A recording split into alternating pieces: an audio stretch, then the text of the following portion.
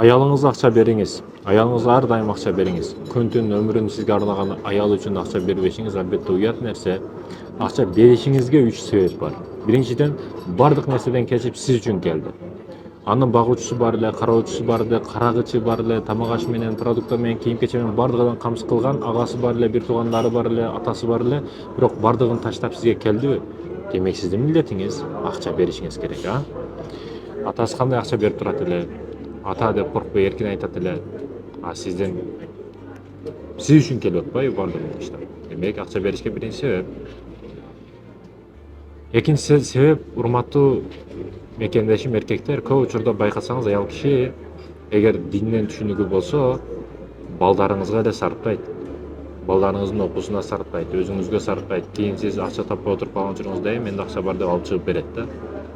Алтын алып берсеңиз, шакеге алып берсеңиз дагы кыйын күнгө келип калсаңыз, мен муну сатып иштетиңиз, акча кылыңыз дейт да, эгер түшүнүктүү аял болсо. Демек, ал өзүңүзгө эле кылып аткан инвестицияңыз да, бул экинчи себеп акча бериш үчүн аял кишиге. Ал эми үчүнчү себеп, ал мекендешим акыретте дагы сурагы болот да муну. Кээ бир эркектер бар, чайкана жүрөт, кафе жүрөт, той жүрөт, өзү жыргап, жылкыларды, койлордун жамаштарын, эттерин, жылкылардын эттерин, чучуктарын сонун жейт. Карасаң, күйөөсү семирип турат. Аял багыш түшүндүрүп өлөйүн деп калган да арыктап. Аял киши майлуу болсо, таттуу болсо, красавица болсо, толуп турса, толук балдар төрөлөт да. Өлөйүн деп, байкуш өлөйүн деп турса, анан сизге кандай красавицанын балдар төрөп берсин. Демек, бул үчүнчү себеп экен. Бардыгы жакшы болуш үчүн дагы аялдын ден соолугу болуш керек.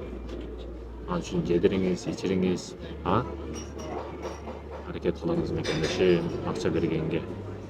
Кээ бир себептерди айта албайт да аял киши. Мындай керек, ич кийим керек деп айтыш кыйын да.